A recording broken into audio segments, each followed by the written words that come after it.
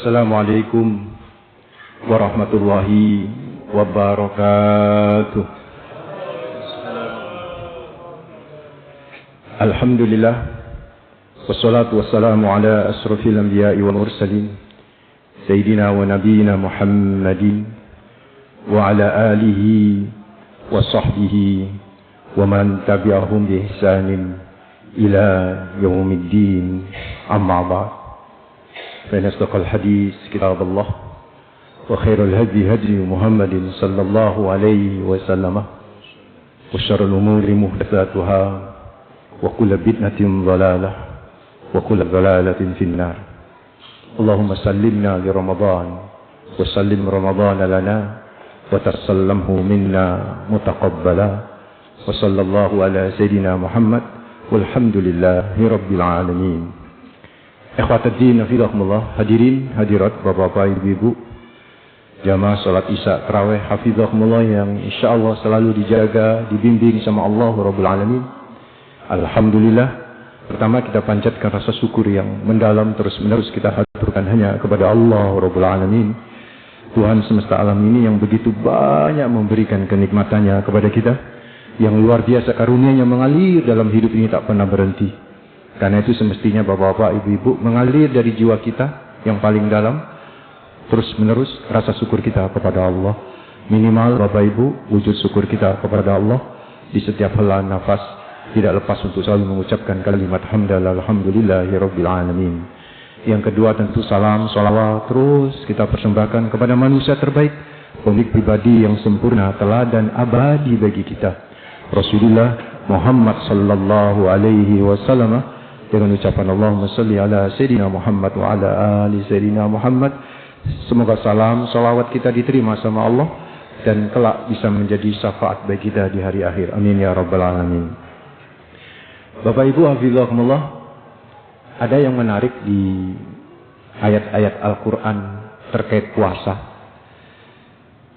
Satu-satunya ibadah yang perintahnya itu tidak menyebar ke berbagai surat.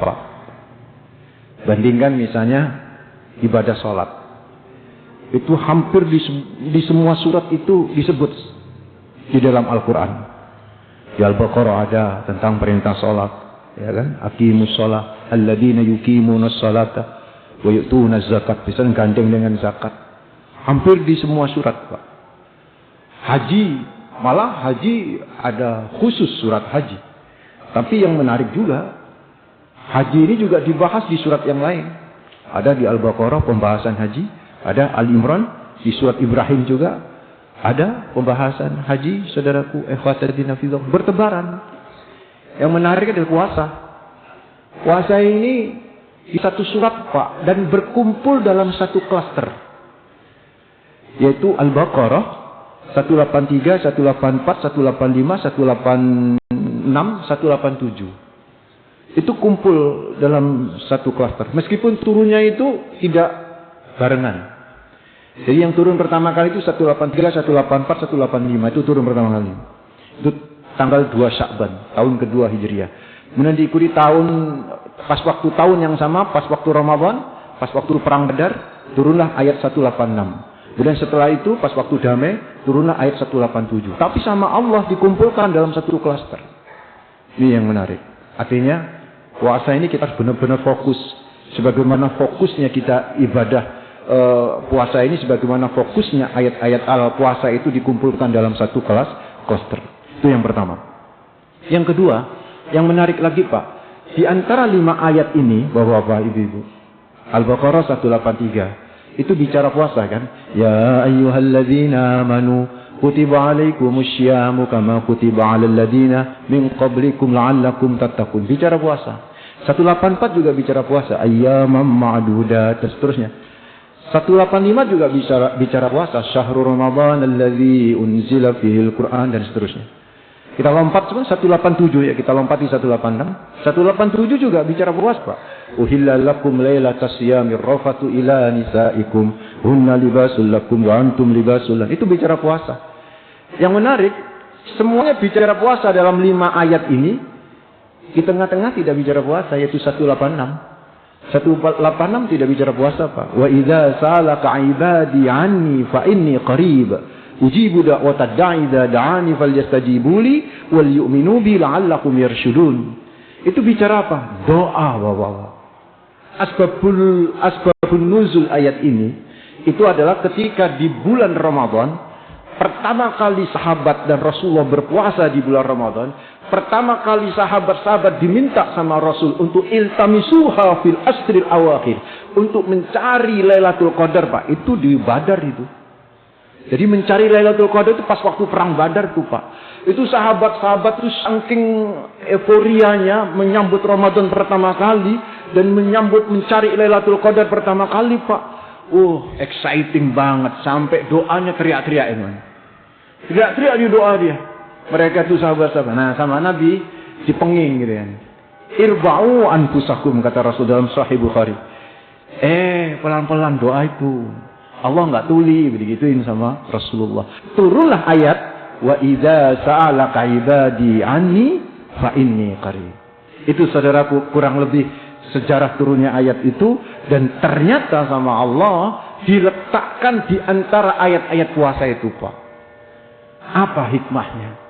Kata para ulama, di antaranya Ibnu Katsir, seolah Allah ingin merintahkan, mumpung poso, jangan sampai lepas dari berdoa.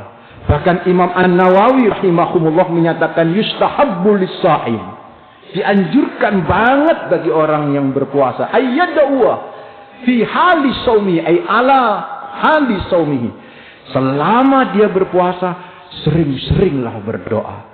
Karena Nabi pernah bersabda, dakwatun lis-sha'im dakwatun la turaddu. Bagi orang yang berpuasa, doa enggak ketolak, Pak, Ibu. Doa enggak ketolak. Ini rahasianya kenapa ayat doa berada di antara ayat-ayat puasa. Yang berikutnya menarik lagi. Coba perhatikan ayatnya ini. Wa idza sa'alaka 'ibadi anni fa inni qarib. Kalau bapak-bapak lihat di terjemahan, itu biasanya terjemahannya begini. Wa idza sa'alaka ibadi anni, apabila hamba-hambaku bertanya kepadamu ya Muhammad tentang aku, fa inni qarib. Itu biasanya di terjemahan dalam kurung ada kata-kata jawablah, sesungguhnya aku dekat. Bahasa Al-Qur'annya kul fa inni qarib. Katakan ya Muhammad, sesungguhnya aku dekat. Tapi kan itu nggak ada kata-kata kul, Pak. Berbeda, mirip gaya bahasa ini dengan ayat yang lain. Misalnya, yas'alunaka 'anil ahillah. Kul hiya mawaqitu lin-nasi wal hajj. Mereka bertanya kepadamu ya Muhammad tentang hilal. Jawab sama engkau ya Muhammad. Hilal itu waktu untuk manusia dan haji. Seperti misalnya, yas'alunaka 'anil khamri wal maisiri. Qul, ada kata qulnya, Pak. Fihima ismun kabiru wa manafi'u linnas. Mereka bertanya kepadamu ya Muhammad tentang khamr, judi. Jawab, katakan ya Muhammad kepada mereka yang bertanya bahwa di dalam keduanya ada dosa besar dan ada manfaatnya. Wa yas'alunaka madza yunfikun, dan mereka bertanya apa yang harus diinfakkan. Lagi-lagi Allah bilang apa? Kul, jawab sama engkau ya Muhammad, al-afwa, harta lebih yang harus disedekahkan. Juga ketika yas'alunaka 'anil mahid, mereka bertanya tentang darah haid. Kul, lagi-lagi yang disuruh jawab siapa, Pak? Nabi. Jawab ya Muhammad, hiya ada, itu adalah darah kotor. Fa'tazilun nisa'a fil mahid, maka jauhilah istri-istrimu ketika haid. Itu yang disuruh jawab Nabi, Pak. Demikian pula dalam ayat yang lain, yas'alunaka 'anir ruh, mereka bertanya tentang ruh. Lagi-lagi yang disuruh jawab siapa, Pak? Nabi, Pak. Kul ar-ruhu min amri rabbi. Jawab ya Muhammad, bahwa sesungguhnya ruh urusan Tuhanku. Artinya apa, Pak? Urusan khamr, urusan judi, minuman keras yang disuruh jawab Nabi. Urusan hilal yang disuruh jawab Nabi sama Allah. Kalau ada yang bertanya, urusan anak yatim yang disuruh jawab Nabi. Urusan haid yang disuruh jawab Nabi. Tapi ketika ada yang bertanya tentang Allah dan doa, Pak, nggak ada kata kul. Wa idza sa'alaka ibadi anni. Mestinya kan kul fa inni qarib. Itu enggak ada kata kul kan di dalam Al-Qur'an. Langsung fa inni qarib. Ketika mereka bertanya kepadamu ya Muhammad tentang aku, seolah Allah berkata begini, jangan kau yang jawab ya Rasulullah, biar aku langsung menjawabnya. Fa inni qarib, karena sesungguhnya aku dekat. Seolah Allah berkata kepada Rasulullah, urusan yang lain kau yang jawab ya Rasulullah. Urusan haid kau yang jawab ya Rasulullah. Urusan hilal kau yang jawab ya Rasulullah. Urusan anak yatim kau yang jawab. Urusan macam-macam roh kau yang jawab. Tapi urusan tentang aku, kalau mereka bertanya tentang aku, kalau mereka bertanya tentang doa kepada aku, jangan kau yang jawab. Fa ini qarib. Aku langsung jawab. Sesungguhnya aku dekat.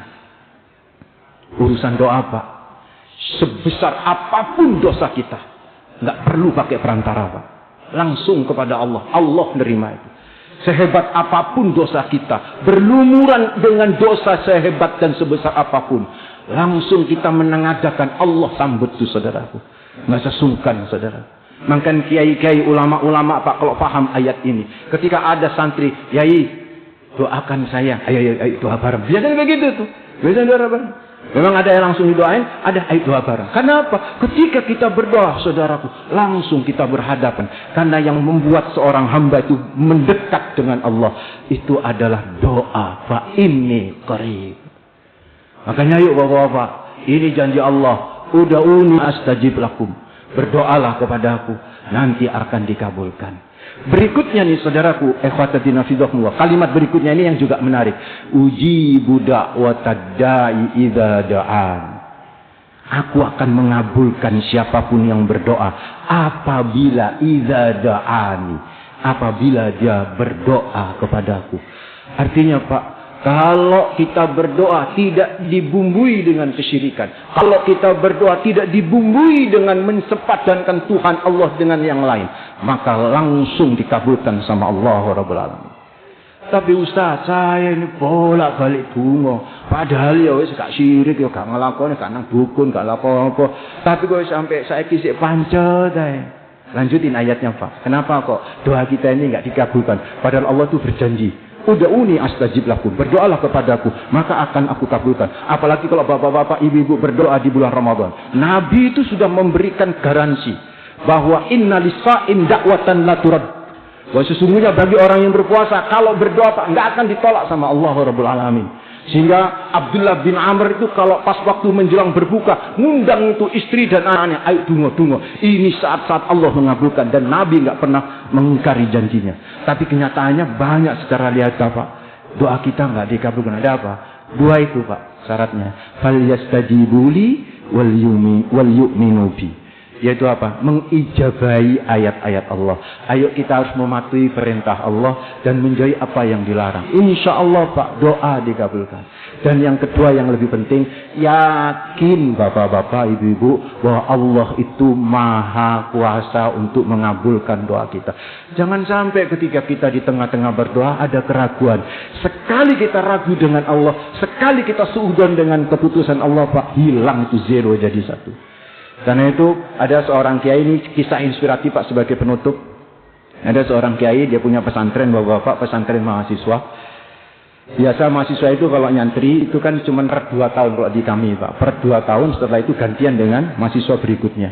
Nah, ketika mahasiswa yang mau dikeluarkan ini, artinya sudah lulus ini dan juga lulus di kampus, itu biasanya sama kiai sepuh dikasih wejangan. Anak-anakku, sebentar lagi kalian ini akan lulus dari pesantren ini, juga dari kampus, kalian akan bekerja dan berumah tangga. Saya cuma titip pesan ya sayang, kalau bisa nanti kalau sudah berumah tangga, supaya keluar dari diri kalian berdua dengan istrimu nanti dzurriatan sholihin, yaitu keturunan yang soleh dan soleha. Ayo jangan lupa doa ketika kumpul ambek bojo. Karena hadisnya jelas. Man ata imra'atahu faqal, barang siapa yang mendatang dan berkata Allahumma janib syaitan wa jin syaitan ma razaqtana lam yadurruhu syaitan. Setan enggak akan pernah mencampuri. Nanti anakmu sehat, pinter, cerdas. Jenenge mahasiswa Pak ya. Sok rasional. Bisik-bisik ambek kanca sebelah. Apa hubungannya? Doa, kumpul ambek anak pinter, cerdas, kuat, sehat. Einstein, nah biasa Pak, sok intelek untuk mahasiswa. Einstein itu bapak ibunya kedebak-kedebuk.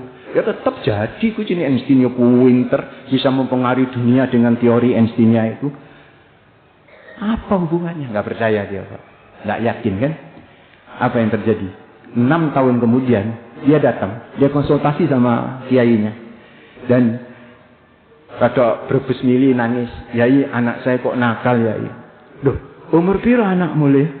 "Umur 5 tahun, Yai." "Oh, biasa. 5 tahun itu biasa anak nakal itu. Tapi ini di luar nurul, maksud saya di luar nalar. Nakalnya itu di luar logika, Yai." "Gimana maksudnya?" "Tiap bulan memasukkan rumah sakit anak tetangga. Jadi ada anak tangga yang dilempari batu, ditubruk sepeda, macam-macam, dijerumuk nang selokan, macam-macam." Kata kiai, "Loh, awakmu donga enggak nek pas waktu kumpul?" "Ya doa ya, itu kan Yai ajarkan." "Doa gimana nak? Itu hadis Nabi loh. Kalau kita yakin, kamu yakin?" "Yakin ya." Padahal dia enggak yakin kan sejak awal. Itu dites sama kiai, "Donga apa awakmu?" Yaitu Yai ketika saya kumpul sama istri saya doa, "Allahumma inni a'udzubika minal khubusi wal khaba'is." Kata kiainya, "Pantes nah anakmu mencret-mencret.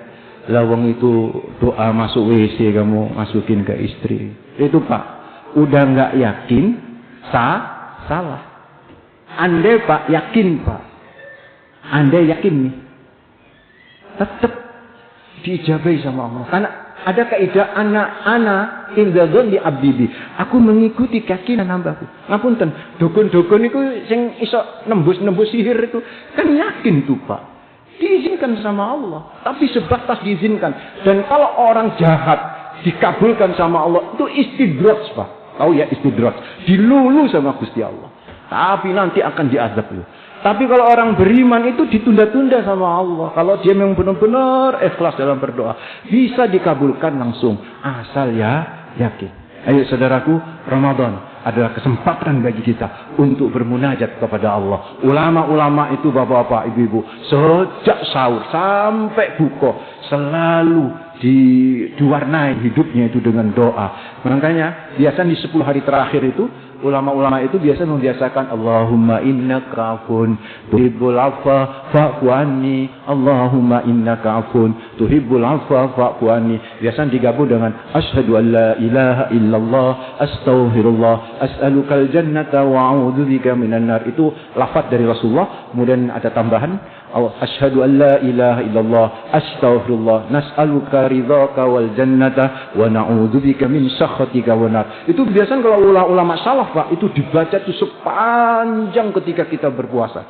Karena disitulah Allah akan mengabulkan doa-doa kita. Mudah-mudahan sedikit yang bisa sampaikan bisa memberikan inspirasi bagi kita untuk selama Ramadan tetap semangat untuk berdoa kepada Allah. Aqulu qouli hadza wastaghfirullah li wa lakum innahu huwal ghafurur rahim. Assalamualaikum warahmatullahi wabarakatuh.